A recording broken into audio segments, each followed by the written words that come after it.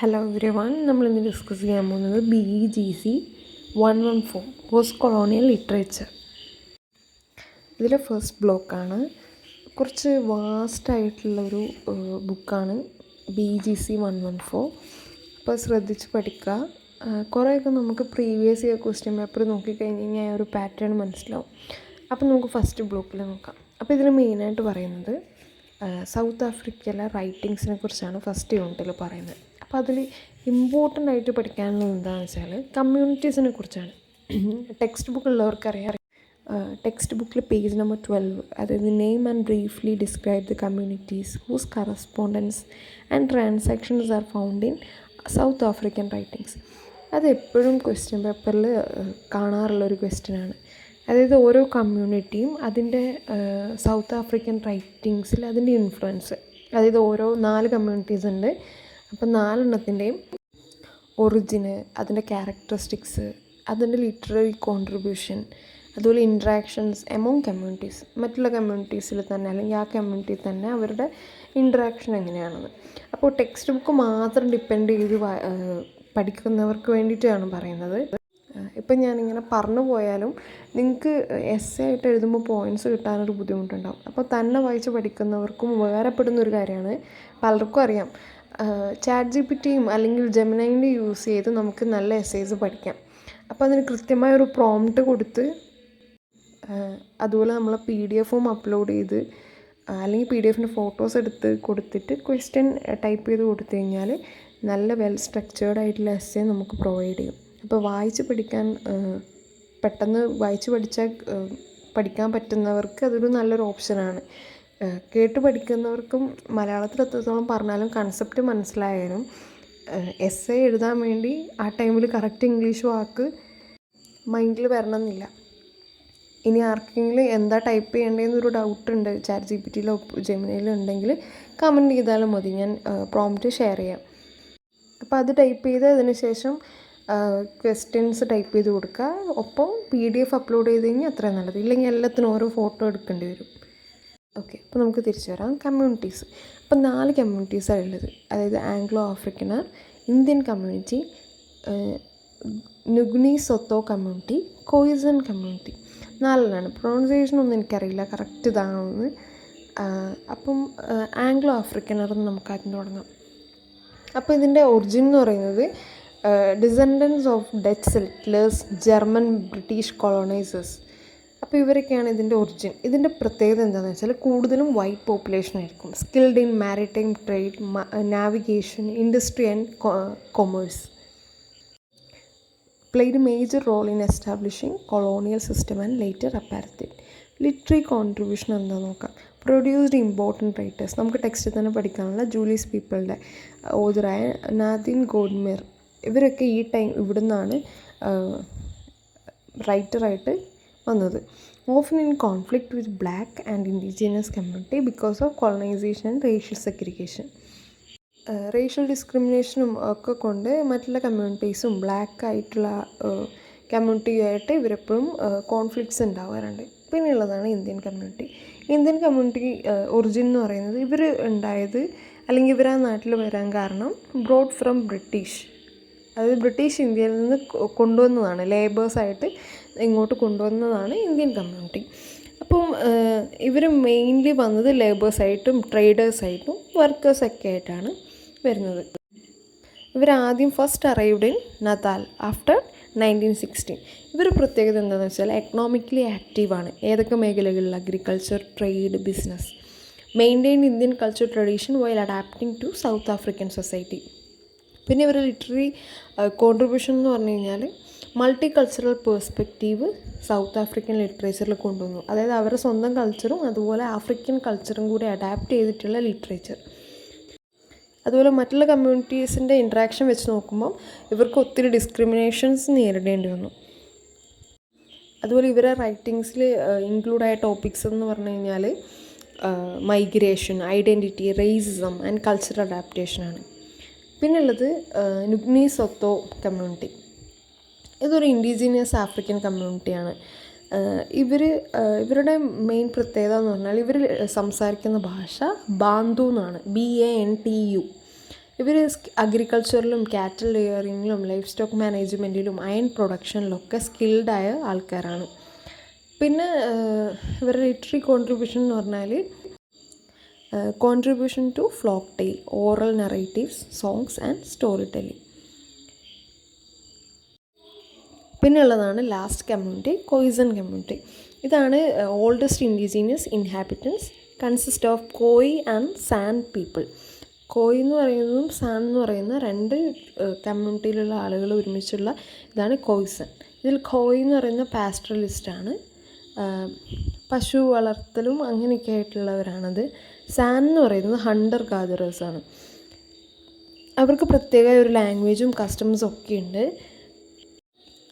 അതുപോലെ കൊളോണിയൽ ലോൻ്റെ കാലത്ത് അവരൊത്തിരി racial ഡിസ്ക്രിമിനേഷനും cultural ഡിസ്ട്രക്ഷനൊക്കെ അനുഭവിക്കേണ്ടി വന്നിട്ടുണ്ട്. എന്നാൽ പിന്നീട് അവർ ആഫ്രിക്കനേഴ്സ് ആയിട്ടുള്ള കമ്മ്യൂണിറ്റിയും അതുപോലെ സ്ലേവ് കമ്മ്യൂണിറ്റിയുടെയും കൂടെ ചേർന്ന് കേപ്പ് കളേർഡ് കമ്മ്യൂണിറ്റി എന്ന് പറയുന്നൊരു കമ്മ്യൂണിറ്റി ജോയിൻ ചെയ്തു. അപ്പോൾ അതാണ് മെയിനായിട്ട് ഉള്ളത്. പിന്നെ അതിൽ പഠിക്കാനുള്ളത് ടെക്സ്റ്റ് ബുക്കിൽ ഓൾറെഡി കുറേ ഇവൻറ്റ്സ് പറയുന്നുണ്ട്. അതായത് ഈ കമ്മ്യൂണിറ്റീസിൻ്റെ ഇടയിൽ ഉണ്ടാകുന്ന പ്രശ്നങ്ങൾ, ഓരോ പ്രശ്നങ്ങൾ, അതായത് ഫെക്കാനൈറ്റ് ഡിഫിക്കൻ, great trek, Anglo Boer wars, Xhosa cattle killing, എങ്ങനെയുള്ളത് അത് ജസ്റ്റ് ഒന്ന് റീഡ് ചെയ്യുക. കൂടുതലായിട്ടും കമ്മ്യൂണിറ്റീസും അവരെ സൗത്ത് ആഫ്രിക്കൻ റൈറ്റിങ്ങിലുള്ള കോൺട്രിബ്യൂഷനെ കുറിച്ചാണ് ചോദിക്കാറ്. പിന്നുള്ളതാണ് എൻഡ്യൂറിങ് ഇഷ്യൂസ്, അവരനുഭവിക്കേണ്ട പ്രശ്നങ്ങൾ എന്തൊക്കെയാണ്. Themes and issues in South African writings, അവരിൽ മെയിനായിട്ട് റെസിസ്റ്റൻസ് ആൻഡ് പ്രൊട്ടസ്റ്റ്, അതായത് fight for freedom, resistance against colonialism, struggle against apartheid, demand for equality. പിന്നെ അവരുടെ മെയിൻ പ്രശ്നമാണ് റേഷ്യൽ ഡിസ്ക്രിമിനേഷൻ, പിന്നെ loss of land and identity, പിന്നെ cultural destruction, conflict and violence. Indigenous കമ്മ്യൂണിറ്റിയിൽ തന്നെ കോൺഫ്ലിക്റ്റുകളും വയലൻസ് ഉണ്ടാവുന്നു. പിന്നെ search for freedom and equality, പിന്നെ identity and belonging, poverty and social problems. ഇതൊക്കെയാണ് ഇഷ്യൂസ്. പിന്നെ അതിൽ സൂപ്പർ ഇമ്പോർട്ടൻ്റ് ആയിട്ടുള്ള ടോപ്പിക്കാണ് അപ്പാർത്തൈഡ്. ഓക്കെ, അപ്പോൾ ഇതിൽ മെയിനായിട്ടുള്ളത് അപ്പാർത്തൈഡിൻ്റെ എന്താണ്, അതുപോലെ അതിൻ്റെ എഫക്ട്സും. അപ്പം അപ്പാർത്തൈഡ് എന്ന് പറഞ്ഞു കഴിഞ്ഞാൽ means separation. An official policy introduced in 1948 by National Party government of South Africa. ഒരു national party government of south ആഫ്രിക്കയുടെ നേതൃത്വത്തിൽ ഒരു പോളിസി 1948 ഇൻട്രൊഡ്യൂസ് ചെയ്യാണ്. അപ്പോൾ അതിൻ്റെ ഉദ്ദേശം എന്താണെന്ന് വെച്ചാൽ to keep different racial groups separate and maintain dominance of the white minority over black, coloured and Asian people. അതായത് പല റേഷ്യൽ വിഭാഗത്തിലുള്ള ആളുകളെ സെപ്പറേറ്റ് ചെയ്യാനും അതുപോലെ ഇവരിലെല്ലാം മുകളിലായിട്ട് വൈറ്റ് മൈനോറിറ്റിക്ക് ആധിപത്യം സ്ഥാപിക്കുക എന്നുള്ളതാണ് ഈ പോളിസീൻ്റെ ഉദ്ദേശം. അപ്പോൾ ഇതെന്തിനാണ്? അവരുടെ ലാൻഡും റിസോഴ്സും ഒക്കെ കൺട്രോൾ ചെയ്യാനും അതുപോലെ ബ്ലാക്കിൻ്റെ റൈറ്റ്സ് റെസ്ട്രിക്റ്റ് ചെയ്യാനും സോഷ്യൽ പൊളിറ്റിക്കൽ ഇക്വാലിറ്റി പ്രിവെൻറ്റ് ചെയ്യാനും. അപ്പോൾ ഇതിൻ്റെ കീഴിൽ വരുന്ന മേജർ ലോസാണ് population registration act, group areas act, land act, promotion of Bantu self government act. Population registration act എന്ന് പറയുന്നത് അത് എന്താണ്, ഒരു വ്യക്തിനെ പല ഗ്രൂപ്പായിട്ട് ഡിവൈഡ് ചെയ്യുന്നു. അതായത് white, black African, coloured, Asian. ഇതാണ് അപ്പാർത്തൈഡ് മൂവ്മെൻറ്റിൻ്റെ ഫൗണ്ടേഷൻ. അപ്പോൾ ഓരോരുത്തരുടെ പ്രിവിലേജും അവകാശങ്ങളും അവരുടെ ക്ലാസിഫിക്കേഷനെ ബാധിച്ചിരിക്കും. അതായത് വൈറ്റിന് എല്ലാവർക്കും എല്ലാത്തിനുള്ള അധികാരം ഉണ്ടാവും, അടുത്ത കളേർഡ് ആയിട്ടുള്ളവർക്ക് അതിൽ കുറച്ച്, അതിൽ താഴെയുള്ളവർക്ക് അങ്ങനെ. അപ്പം ക്ലാസിഫിക്കേഷൻ്റെ ബേസിലായിരിക്കും അവർക്ക് റൈറ്റ്സും പ്രിവിലേജും ഉണ്ടാവുക. ഈ ആക്റ്റോടെ എന്ത് സംഭവിച്ചതെന്ന് വെച്ചാൽ ഡിസ്ക്രിമിനേഷനും റേഷ്യൽ കാറ്റഗറൈസേഷനും ലീഗലൈസ്ഡായി. അതായത് വളരെ നോർമലായി ആളുകളെ വേർതിരിക്കുന്നതും ഡിസ്ക്രിമിനേഷനൊക്കെ. സെക്കൻഡാണ് group areas act. Assigned separate residential and business areas for different races. People could not freely leave where they wanted. രണ്ടാമത്തത് ആളുകൾ താമസിക്കുന്ന സ്ഥലം. ആദ്യം ആളുകളെ ക്ലാസിഫൈ ചെയ്തു. Second act group areas act. ഇതിൽ ആളുകൾക്ക് സെപ്പറേറ്റ് ആയിട്ട് അസൈൻ ചെയ്തു. അതായത് ഇന്ന ആൾക്കാർ ഇന്ന സ്ഥലത്ത് ജീവിക്കുക, അല്ലാതെ നമുക്ക് തോന്നുന്ന സ്ഥലത്ത് താമസിക്കാനുള്ള ഫ്രീഡം ഇല്ല. ഇത് പല കമ്മ്യൂണിറ്റീസിനെയും ഫോഴ്സ് ചെയ്ത് റിമൂവ്, അതായത് അവരുടെ സ്വന്തം ലാൻഡിൽ നിന്ന് അവരെ റിമൂവ് ചെയ്ത് വേറൊരു ലാൻഡിലേക്ക് കൊണ്ടുപോകുന്നു. അങ്ങനെ അവർക്ക് അവരുടെ വീടും പ്രോപ്പർട്ടീസും നഷ്ടമാകുന്നു. അതുപോലെ പല ആളുകളെയും നമ്മൾ ഒരു കൂട്ടമായിട്ട് താമസിക്കുമ്പോൾ പെട്ടെന്ന് നമ്മളിങ്ങനെ മാറ്റി വേർതിരിക്കുമ്പോൾ എന്താണ് റേഷ്യൽ ഗ്രൂപ്പ്സിൽ നിന്ന് തന്നെ നമുക്ക് ഫിസിക്കലായിട്ട് സെപ്പറേഷൻ ഉണ്ടാകുന്നു. പിന്നെയുള്ളതാണ് land act. Most land reserved for white. Black South African world denied land ownership. അപ്പോൾ എന്താണെന്ന് വെച്ചാൽ പിന്നെയുള്ളത് ലാൻഡ് ആക്ട്. അതായത് കൂടുതൽ ലാൻഡ്സും ആർക്ക് റിസർവ്ഡ് ആണ്? വൈറ്റ് പീപ്പിളിന്. അതായത് ബ്ലാക്ക് സൗത്ത് ആഫ്രിക്കൻ ആൾക്കാർക്ക് ലാൻഡ് ഓണർഷിപ്പിന് റൈറ്റ് ഇല്ല. കൂടുതൽ ലാൻഡും റിസർവ്ഡ് വൈറ്റ്സിനാണ്. അപ്പോൾ എന്ത് ചെയ്യണം? ഇവർക്ക് പൈസയ്ക്കും മറ്റാവശ്യങ്ങൾക്കും ഇവർ ഡിപ്പെൻഡ് ചെയ്യണം. ആരെ? വൈറ്റ് ആൾക്കാരെ, വൈറ്റ് മൈനോറിറ്റീനെ ഡിപ്പെൻഡ് ചെയ്യണം. അതുപോലെ പോവേർട്ടി, ബ്ലാക്ക് കമ്മ്യൂണിറ്റിയിൽ ദാരിദ്ര്യം വർദ്ധിച്ചു വന്നു. 4ാമത്തെ ആക്റ്റാണ് promotion of Bantu self government act. ഇത് സെപ്പറേറ്റ് ഹോം ലാൻഡ്സ് ഉണ്ടാക്കി. അതായത് ബ്ലാക്ക് ആഫ്രിക്കൻസിന് വേണ്ടി സെപ്പറേറ്റ് ആയിട്ടൊരു ലാൻഡ്, അതിനെ ബന്ധുസ്ഥാൻസ് എന്ന് വിളിക്കും.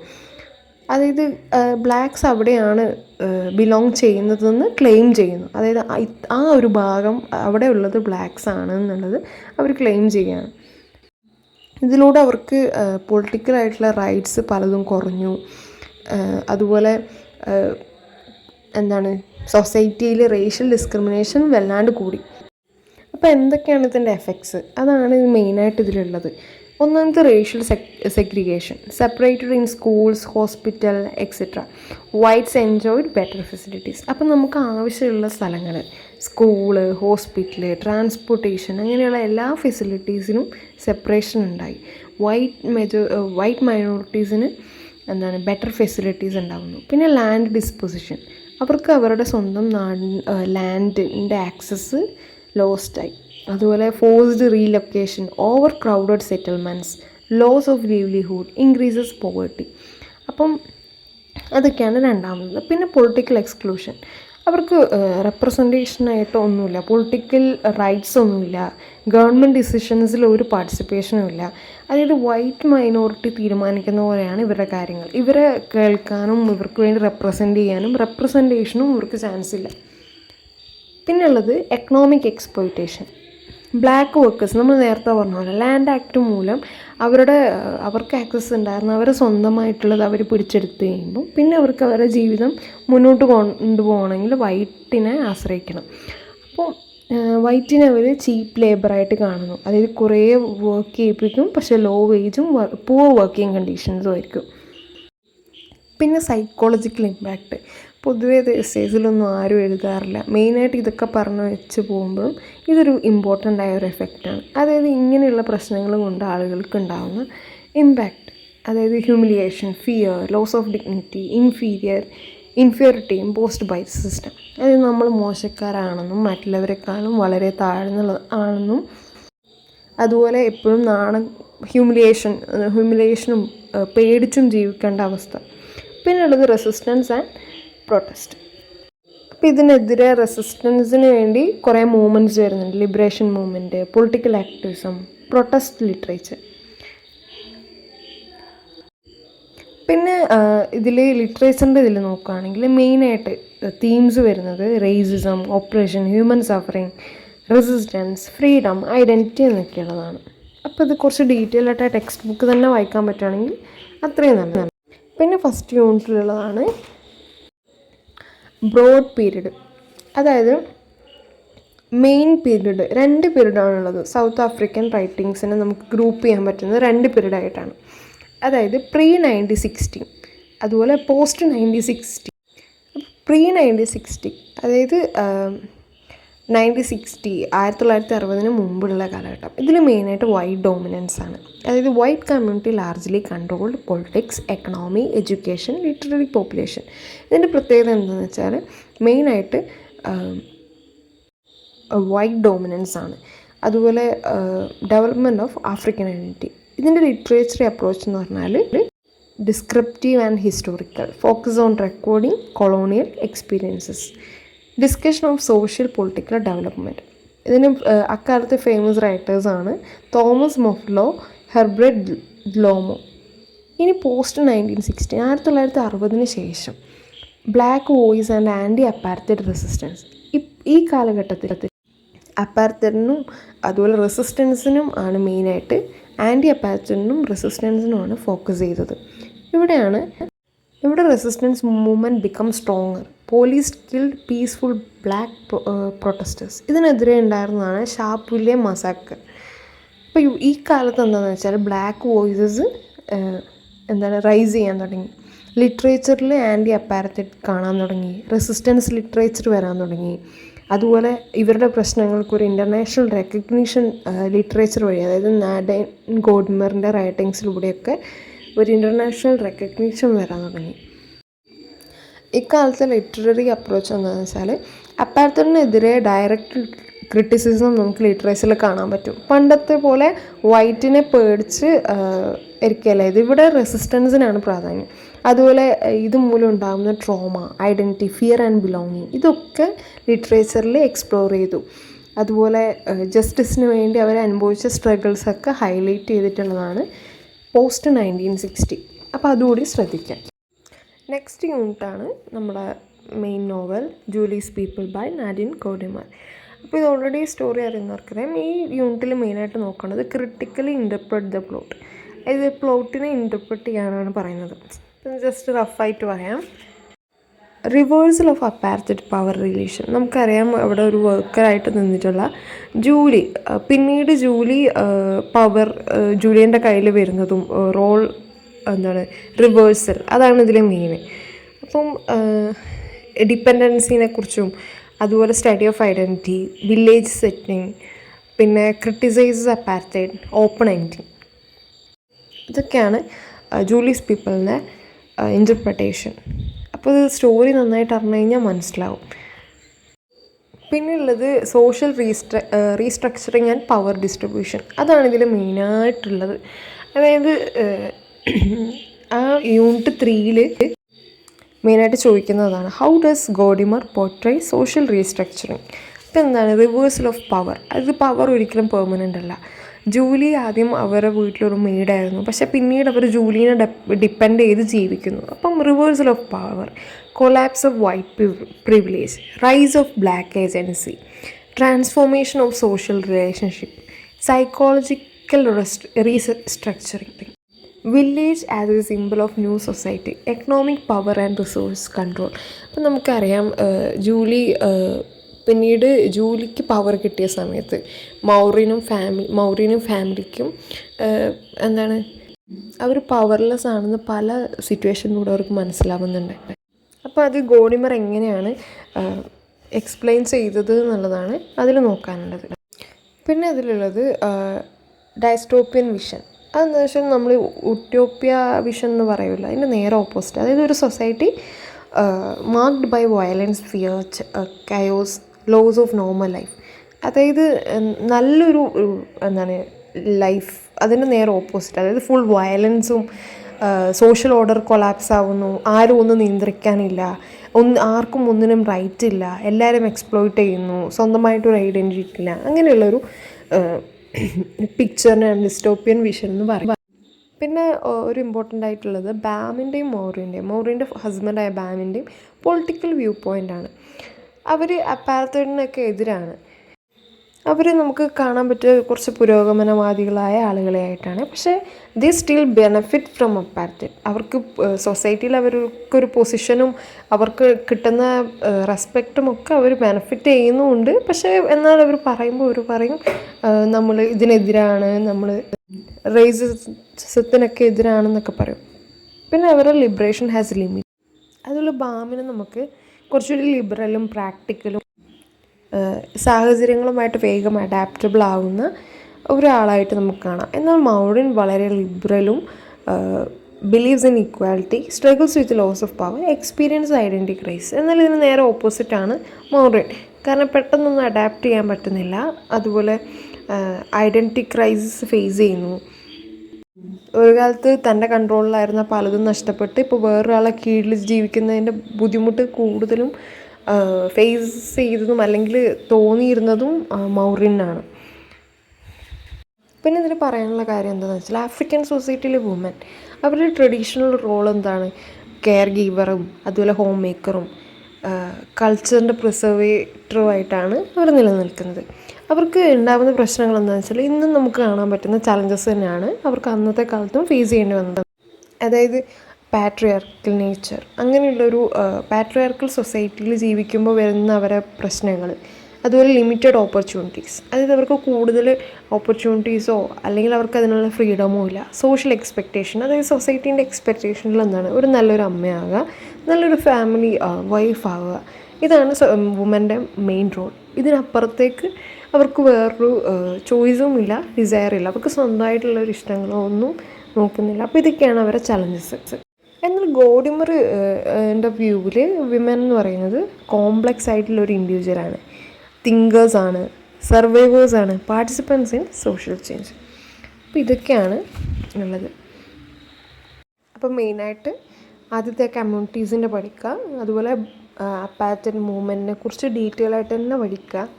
പിന്നെ 2 പീരീഡ് ഉണ്ട്, പോസ്റ്റ് 1916, പ്രീ 1960, അത് പഠിക്കുക. അതുപോലെ ജൂലിയസ് പീപ്പിൾ എന്ന് പറയുന്ന സ്റ്റോറി നന്നായിട്ട് അറിയുക, അത് ക്രിട്ടിക്കലി ഇൻ്റർപ്രറ്റ് ചെയ്യുക, മൗറിൻ്റെ ബാമിൻ്റെ പൊളിറ്റിക്കൽ വ്യൂ പോയിൻ്റ് മനസ്സിലാക്കുക, ഒപ്പം സോഷ്യൽ റീസ്ട്രക്ചറിങ് അതും നോക്കാൻ ശ്രദ്ധിക്കുക. ഇനി നമുക്ക് നോക്കാനുള്ളത് സെക്കൻഡ് ബ്ലോക്കാണ്. ഇതിൽ മെയിനായിട്ട് പറയുന്നത് പോസ്റ്റ് കൊളോണിയൽ ലിറ്ററേച്ചർ, അത് ഷോർട്ട് സ്റ്റോറീസിനെ കുറിച്ചാണ് ഉള്ളത്. ഇതിൽ 3 ഷോർട്ട് സ്റ്റോറീസാണ് പഠിക്കാനുള്ളത്. The collector of treasures, the girl who can, the green leaves. അപ്പം സ്റ്റോറീസ് പറഞ്ഞ് ഇതിൻ്റെ ലെങ്ത്ത് കൂട്ടുന്നില്ല, മെയിനായിട്ട് പഠിക്കേണ്ടതാണ് പറയുന്നത്. ഫസ്റ്റ് യൂണിറ്റായ an introduction to the post colonial short സ്റ്റോറിയിൽ പഠിക്കാനുള്ളത് ഷോർട്ട് സ്റ്റോറീൻ്റെ എവല്യൂഷനാണ്. അതായത് പോസ്റ്റ് കൊളോണിയൽ ഷോർട്ട് സ്റ്റോറി എങ്ങനെയാണ് വന്നത്, അതിൻ്റെ എവല്യൂഷനെ കുറിച്ചാണ്. അതായത് യൂറോപ്യൻ കൊളോണിയൽ റൂളിൽ നിന്ന് ഫ്രീഡം ഡെവലപ്പ് ചെയ്ത് ആണ് ഷോർട്ട് സ്റ്റോറീസ് വരുന്നത്.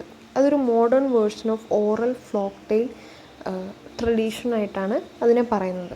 ഇതിൻ്റെ ഒറിജിൻ എന്ന് പറഞ്ഞു കഴിഞ്ഞാൽ ആദ്യം ഇത് മിത്തിൽ നിന്നും ലെജൻസിൻ്റെയും ഫ്ലോക്ക് ടെയിൽസും ഓറൽ സ്റ്റോറി ടെല്ലിങ്സിലൂടെയാണ് ഉണ്ടായത്.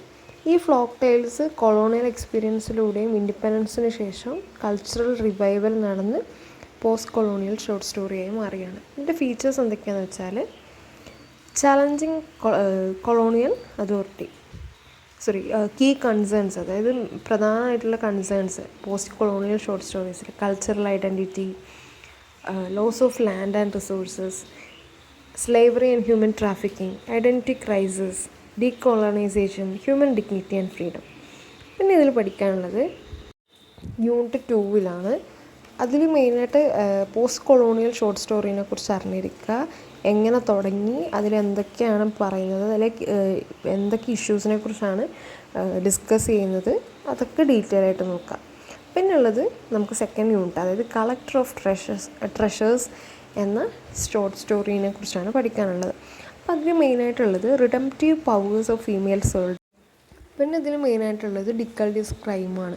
അതായത് അവളുടെ ക്രൈം എന്തിനെ സിംബലൈസ് ചെയ്യുന്നു, അത് എന്തുകൊണ്ടാണ് ഉണ്ടായത്, അപ്പോൾ അതിനെക്കുറിച്ച്, അതായത് male exploitation, emotional suffering, patriarchal oppression, sexual misconduct of ഗേൾസേക്കോ, അതായത് ഒത്തിരി കാലത്തെ സഫറിങ്ങിൽ നിന്നുണ്ടാവുന്നതാണ് ആ ക്രൈം. അപ്പോൾ അതിനെ എന്തിനൊക്കെ സിംബലൈസ് ചെയ്യുന്നു? Resistance against patriarchy, rejection of male domination, protest against women's suffering. പിന്നെ നമുക്ക് അതിൽ നോക്കാനുള്ളത് നെക്സ്റ്റ് ഇതിൽ ഗേൾ ഹൂ ക്യാൻ, അമാത ഐഡോൻ്റെ ദ ഗേൾ ഹൂ ക്യാൻ. അതിൽ അഡ്ജോ എന്ന് പറയുന്നൊരു ഗാവിൻ ഗേളിനെ കുറിച്ചാണ് പഠിക്കാനുള്ളത്. അപ്പോൾ അതിൽ മെയിനായിട്ട് theme gender, stereotypes, women empowerment, tradition versus modernity, female identity, mother daughter grand mother relation. ഇതിലൂടെ പറയുന്നത് എന്താണെന്ന് വെച്ചാൽ women's worth is determined by her abilities and character, not by her physical appearance.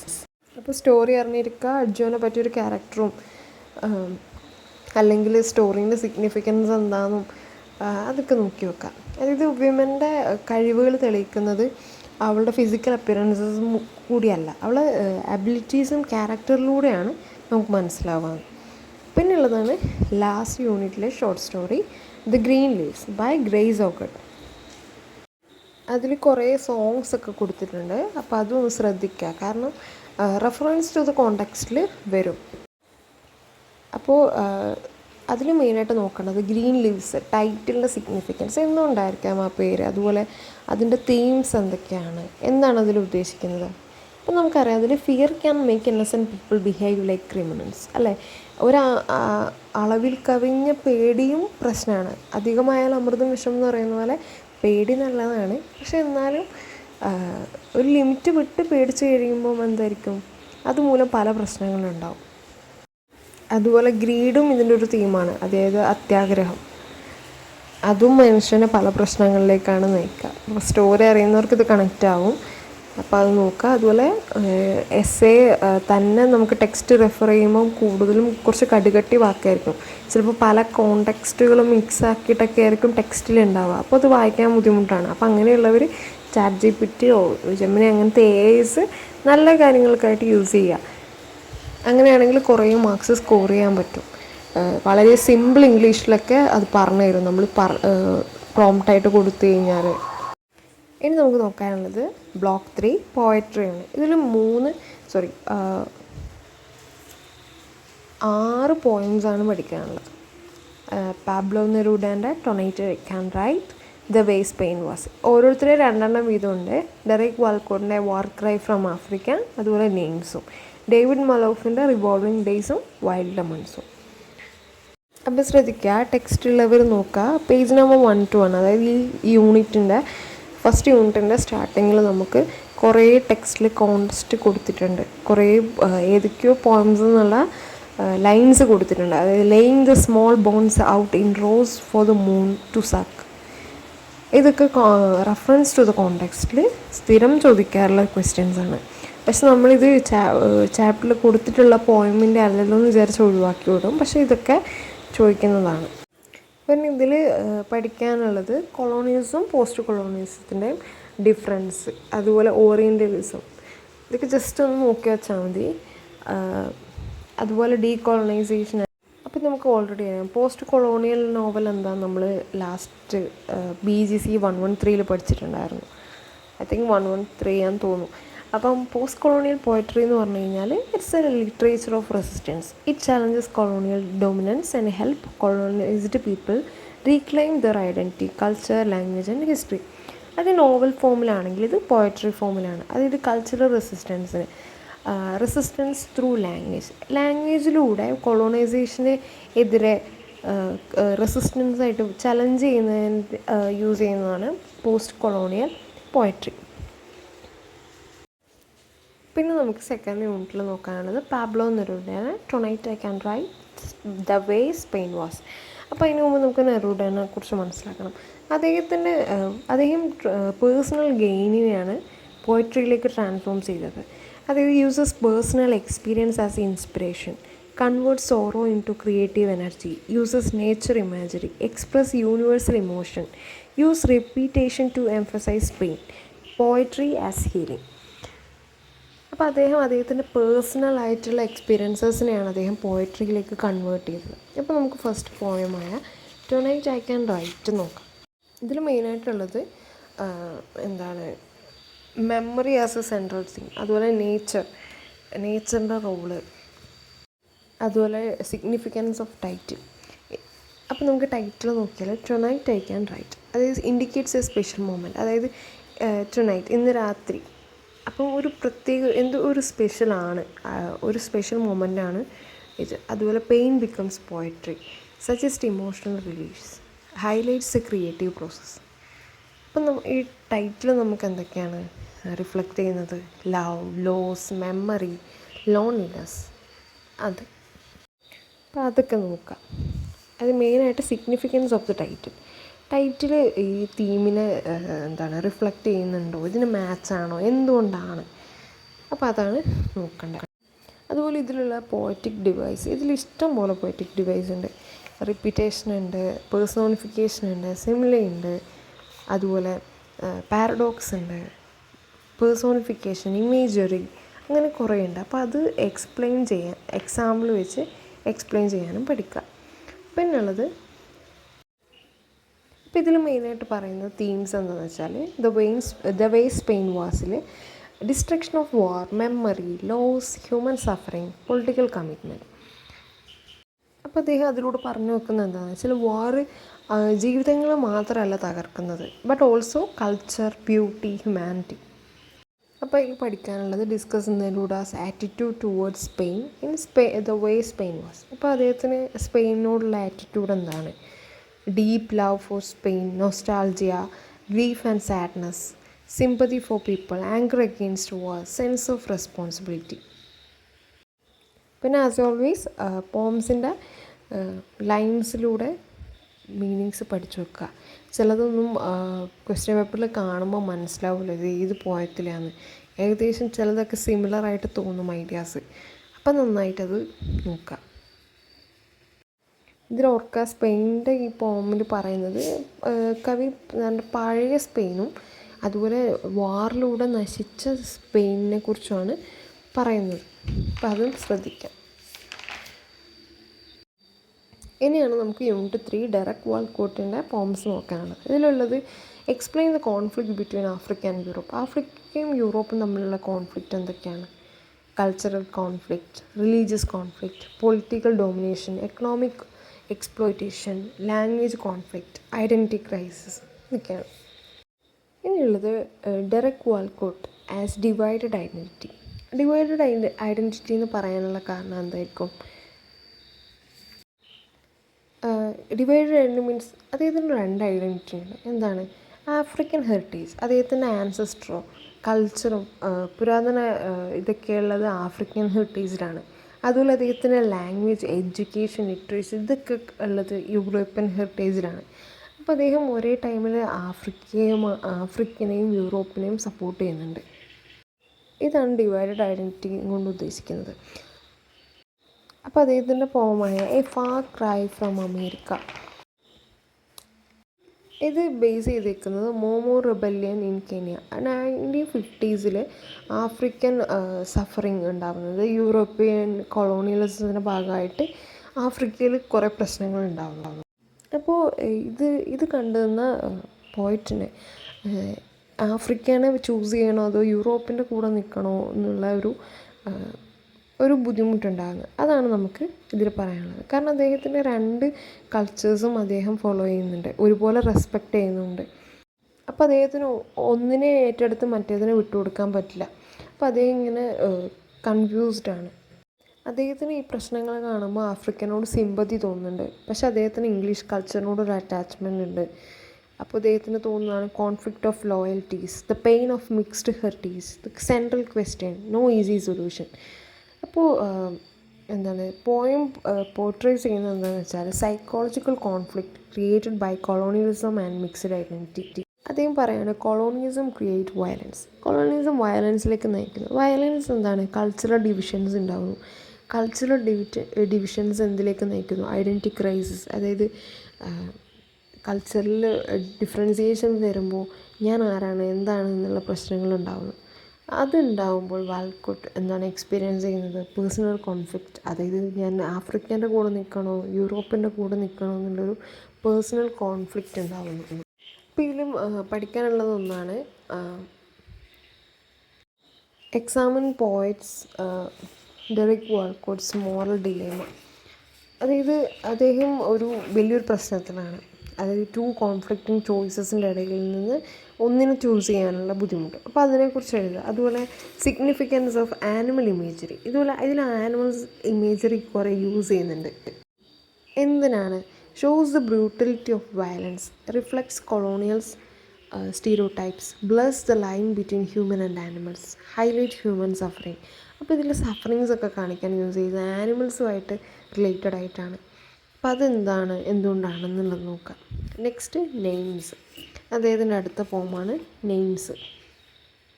ഈ പോയം ഒറിജിനൽ ഐഡൻറ്റിറ്റിൻ്റെ ലോസ്, അതായത് colonial naming, recovery of culture Roots, creating A new Caribbean identity. അതായത് colonial ഇൻഫ്ലുവൻസിന് മുമ്പ് Caribbean ആൾക്കാർക്ക് സ്വന്തമായിട്ടൊരു ഐഡൻറ്റിറ്റി, ലാംഗ്വേജും വേൾഡ് വ്യൂവും ഉണ്ടായിരുന്നു.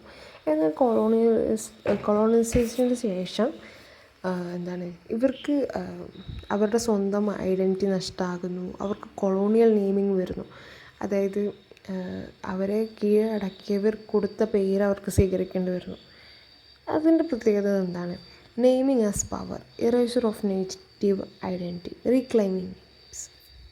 അപ്പോൾ അവർ സ്വന്തം പേര് നഷ്ടപ്പെടുന്നത് എന്തിനു തുല്യമാണ്? അവരുടെ കൾച്ചറൽ മെമ്മറി നഷ്ടപ്പെടുന്നതിന് തുല്യമാണ്. അതുപോലെ അവരെ പുതിയൊരു ഐഡൻറ്റിറ്റി രൂപപ്പെടുന്നത്, അതുപോലെ സ്വന്തമായിട്ടൊന്നുമില്ല. നമുക്ക് പേര് തന്നവർ നമ്മളെ മേൽ ആധിപത്യം സ്ഥാപിച്ച പോലെ, നമ്മളുടെ സ്വന്തമായ ഐഡൻറ്റിറ്റി മായ്ച്ചു കളഞ്ഞ പോലെ. ഇതൊക്കെയാണ് നെയിംസിൽ മെയിനായിട്ട് ഡിസ്കസ് ചെയ്യുന്നത്. അതുപോലെ അതിൽ പറയുന്നുണ്ട്, history continually arises the identities of oppressed people. അപ്പം നെയിമിങ് എങ്ങനെയാണ് ഒരു കൊളോണിയൽ പവർ ആവുന്നത് അത് പഠിക്കുക. അതുപോലെ വാൽക്കോട്ട്സ് ആറ്റിറ്റ്യൂഡ് ടുവേർഡ്സ് ഹിസ്റ്ററി അത് നോക്കുക. പിന്നുള്ളതാണ് ലാസ്റ്റ് യൂണിറ്റ്, ഡേവിഡ് മാലോഫിൻ്റെ revolving days, wild lemons. Revolving days എന്നുള്ളത് ഒരു റിഫ്ലക്റ്റീവ് പോയമാണ്. അതായത് പോയം പറയുന്നത്, life's move continuously like revolving cycle, but memories remain with us and shape our identity. അതായത് സമയം ഒരിക്കലും നിൽക്കുന്നില്ല, അതിങ്ങനെ കണ്ടിന്യൂസ് ആയിട്ടൊരു സൈക്കിൾ പോലെ പോവുകയാണ്. പക്ഷേ നമ്മളെ എക്സ്പീരിയൻസസ് ഒക്കെ സൂക്ഷിച്ചു വെക്കുന്നത് ഓർമ്മകളായിട്ടാണ്. അപ്പം ലൈഫിൻ്റെ ഒരു മീനിങ്, അക്സെപ്റ്റൻസ് ആണ് നമുക്കിതിൽ കാണാൻ പറ്റുക. ഒരു ഫിലോസഫിക്കൽ ടോണാണ് ഈ പോയത്തിനുള്ളത്. ആ പോയത്തിൻ്റെ ലാസ്റ്റ് സ്റ്റാൻസയിലുള്ള revolving days my heart in my mouth again I am writing this for you wherever you are, whoever is staring into your blue eyes. ഇതെപ്പോഴും റെഫറൻസ് ടു കോണ്ടസ്റ്റിൽ കാണാറുണ്ട്. അപ്പോൾ അതൊന്ന് ശ്രദ്ധിക്കാം. മെമ്മറീൻ്റെ റോളിനെ കുറിച്ചും ഇതിൽ ക്വസ്റ്റ്യൻ ചോദിക്കുന്നുണ്ട്. മെമ്മറി എന്താണ്? Link between past and present, അതുപോലെ reflection of life. Memory preserves experience, understanding change, formation of identity. Next പോമാണ് വൈൽഡ് ലെമൺസ്. ഇതിൽ പറയുന്നത് നേച്ചർ ആൻഡ് ഹ്യൂമൻ ലൈഫ്. അതായത് ആളുകൾ നിരന്തരം ഓരോ കാര്യങ്ങളെക്കുറിച്ച് ഫിയർ ചെയ്യുകയും ആൻസൈറ്റി ആവുകയും ചെയ്യുന്നുണ്ടെങ്കിലും ലൈഫ് കണ്ടിന്യൂസ് ആയിട്ട് തന്നെ പോവുകയാണ്. നടക്കാനുള്ളതെല്ലാം നടന്നുകൊണ്ട് കണ്ടിന്യൂസ് ആയിട്ട് പോവുകയാണ്. അപ്പോൾ പോയിട്ട് പറയുകയാണ്, അപ്പോൾ ഇന്ന് പ്രസൻ്റ് ആയിട്ടുള്ള ബ്യൂട്ടിഫുൾ കാര്യങ്ങളെ അപ്രിഷ്യേറ്റ് ചെയ്ത് ദിവസങ്ങൾ കടന്നു പോകുക. അതായത് എല്ലാ ദിവസവും നിങ്ങളുടെ ജീവിതത്തിലുള്ള മീനിങ് കണ്ടുപിടിക്കുക. അതുപോലെ celebrate common human experience, connect every day life with deeper truth, nature as A part of daily life. അപ്പോൾ ഇതൊക്കെയാണുള്ളത്. പിന്നെ എല്ലാത്തിനും കോമൺ ആയിട്ട് പോംസിൻ്റെ എല്ലാം ടൈറ്റിലിൻ്റെ സിഗ്നിഫിക്കൻസ് അത് നോക്കുക. അതുപോലെ സിമ്പിൾസിൻ്റെ സിഗ്നിഫിക്കൻസ്. പിന്നെ David Malouf as a post colonial poet, അപ്പോൾ അത് നോക്കുക. പറ്റുന്നവർ അറ്റാച്ച് ചെയ്തിട്ടുള്ള PDF വായിക്കുക. അത് ഫുള്ള് വായിച്ച് തീരൂല, എന്നാലും നിങ്ങൾക്ക് ഡ്രൈവിൽ അത് ഓപ്പൺ ചെയ്ത് കഴിഞ്ഞാൽ സെർച്ച് ചെയ്യാൻ പറ്റും. അപ്പം നിങ്ങൾക്ക് അത്യാവശ്യം കിട്ടാത്ത ആൻസേഴ്സൊക്കെ വേണമെങ്കിൽ ക്വസ്റ്റ്യൻസിൻ്റെ ഏതെങ്കിലും ഒരു വേർഡ്സൊക്കെ സെർച്ച് ചെയ്യുമ്പോൾ അങ്ങനെ ആൻസർ അതിൽ നിന്ന് കണ്ടുപിടിക്കാൻ എളുപ്പമായിരിക്കും. ഇനി നമുക്കുള്ള ലാസ്റ്റ് ബ്ലോക്കാണ് വിജയ് ടെണ്ടുൽക്കർസ് കാശിറ കോട്വാൾ. ഇതിൽ മെയിനായിട്ട് ഫസ്റ്റ് യൂണിറ്റിൽ പഠിക്കാനുള്ളത് ഇന്ത്യൻ ഡ്രാമനെ കുറിച്ചാണ്. ഇന്ത്യൻ ഡ്രാമേൻ്റെ ട്രഡീഷൻ, എവല്യൂഷൻ, ഫീച്ചേഴ്സ്, അതുപോലെ നാട്യശാസ്ത്രം. അപ്പോൾ അതൊക്കെയാണ് അതിൽ പഠിക്കാനുള്ളത്. പിന്നെ ഫോക്ക് തിയേറ്റർ, പിന്നുള്ളത് മറാത്തി തിയേറ്ററിനെ കുറിച്ചാണ്. അതിൻ്റെ ഹിസ്റ്റോറിക്കൽ ഡെവലപ്മെൻറ്റ്, ഇൻഫ്ലുവൻസ് അത് പഠിക്കാം. പിന്നെ വിജയ് ടെണ്ടുൽക്കറിൻ്റെ കോൺട്രിബ്യൂഷൻ ടു ഇന്ത്യൻ ഡ്രാമ, അദ്ദേഹത്തിൻ്റെ കോൺട്രിബ്യൂഷൻസ്, അദ്ദേഹം ഫോക്ക് ഫോംസ് എങ്ങനെയാണ് യൂസ് ചെയ്തത്. പിന്നെ സെക്കൻഡ് യൂണിറ്റ് ഇതിലുള്ളത് ലാംഗ്വേജ് ആൻഡ് സ്റ്റൈൽ. അതായത് ഇതിൽ യൂസ് ചെയ്ത ലാംഗ്വേജിൻ്റെ പ്രത്യേകതകൾ, അതുപോലെ translation issue, colloquial language, irony, wit, satire, sarcasm, അതുപോലെ ഡ്രാമാറ്റിക് ടെക്നിക്സ്. അതിൽ വളരെ ഇമ്പോർട്ടൻ്റ് ആണ് ദ ഹ്യൂമൻ വാളിനെ കുറിച്ച് പഠിക്കുക, അതിൻ്റെ ഫങ്ഷൻ മെയിനായിട്ട് പഠിക്കുക. പിന്നെ യൂസ് ഓഫ് ഫോക്ക് ഫോംസ്. പിന്നുള്ളത് പ്ലോട്ട് ആൻഡ് ടെക്നിക് യൂണിറ്റ് 3. അപ്പോൾ നാനാ പട്നാവിസിൻ്റെ ഹിസ്റ്റോറിക്കൽ ബാക്ക്ഗ്രൗണ്ട് അറിഞ്ഞിരിക്കും. അതുപോലെ do you think Ghashiram Kotwal is a historical play? ഇതൊരു ഹിസ്റ്റോറിക്കൽ പ്ലേ ആണെന്ന് നിങ്ങൾക്ക് തോന്നുന്നുണ്ടോ? ഉണ്ടെങ്കിൽ ജസ്റ്റിഫൈ ദ ആൻസർ. അപ്പം അതും അറിയാം. പിന്നെ ഇതിൽ ലാസ്റ്റ് യൂണിറ്റിൽ തീംസ് പഠിക്കുക ഇമ്പോർട്ടൻ്റ് ആണ്. ഒത്തിരി ചോദ്യങ്ങൾ വരുന്ന ഒരു ബ്ലോക്കാണ് വിജയ് ടെണ്ടുൽക്കറിൻ്റെ ഈ ബ്ലോക്ക്. അതുപോലെ ക്യാരക്ടർ ഫീച്ചേഴ്സ് സൂത്രധാരൻ്റെ പഠിക്കുക. അതുപോലെ വുമൻ ഇൻ ദ പ്ലേ. അപ്പം മെയിനായിട്ട് ഇതിൽ ക്വസ്റ്റ്യൻസ് വരുന്നത് എന്താണെന്ന് വെച്ചാൽ Ghashiram Kotwal is a play of society versus individual based on class, gender and religion. Justify. അതുപോലെ development of Marathi theatre with its historical background. പിന്നെ ഉള്ളത് role of Sutradhar, growth of Indian drama and Natyashastra, how song and dance taken from Indian folk forms create a special blend in the play. അപ്പോൾ അതൊക്കെ നോക്കിയിട്ട് പഠിക്കുക. പോയട്രിയിൽ നോക്കുകയാണെങ്കിൽ the green leaves, importance of family and social life. പിന്നെയുള്ളത് David മാലോഫിൻ്റെ major concerns in writing എന്തൊക്കെയാണ്? Time, memory, nature, human existence, identity, history and memory. ഇതൊക്കെയാണ് അദ്ദേഹത്തിൻ്റെ റൈറ്റിങ്സിൽ കാണാൻ പറ്റുന്നത്. പിന്നെ നമ്മൾ നേരത്തെ പറഞ്ഞ പോലെ ടൊണൈറ്റ് ഐ ക്യാൻ റൈറ്റിലെ പോയറ്റിക് ഡിവൈസസ് നോക്കുക. അതുപോലെ far from America, cry from America is a theme of identity crisis and political instability. പിന്നെ David Malouf recollect the history of native land and people in his poem. പിന്നുള്ളത് short സ്റ്റോറീസിൻ്റെ കാര്യത്തിലാണെങ്കിൽ importance of oral story telling in reference to the girl who can. അതുപോലെ the collector of treasures exposes women against their exploitation. Explain. അതുപോലെ നമ്മൾ ആദ്യം പറഞ്ഞ റിഡപ്റ്റീവ് powers of female solidarity. അപ്പോൾ ഇതൊക്കെയാണ് കുറച്ച് വാസ്റ്റ് ആയിട്ടുള്ള സിലബസാണ്. ഇപ്പം തന്നെ നല്ല ടൈം ഇത് വന്നു, അതുകൊണ്ടാണ് സ്റ്റോറീസ് എക്സ്പ്ലെയിൻ ചെയ്യാത്തത്. കാരണം അങ്ങനെയും കൂടി ആകുമ്പോൾ ഒത്തിരി ടൈമാവും. സ്റ്റോറീസ് നിങ്ങൾക്ക് പല ചാനൽസിലും അവൈലബിൾ ആണ്. അപ്പോൾ നന്നായിട്ട് പ്രിപ്പയർ ചെയ്യുക. മെയിനായിട്ട് സ്റ്റോറീസ് അറിഞ്ഞിരിക്കുക എല്ലാത്തിൻ്റെയും. അങ്ങനെയാണെങ്കിൽ കുറച്ചെങ്കിലും ക്വസ്റ്റ്യൻസ് അറ്റൻഡ് ചെയ്യാൻ പറ്റും. പിന്നുള്ളത് പോസ്റ്റ് കൊളോണിയൽ സ്റ്റോറി, പോയട്രി, അതുപോലെ communities of south African writings, ഇതൊക്കെ നോക്കാം.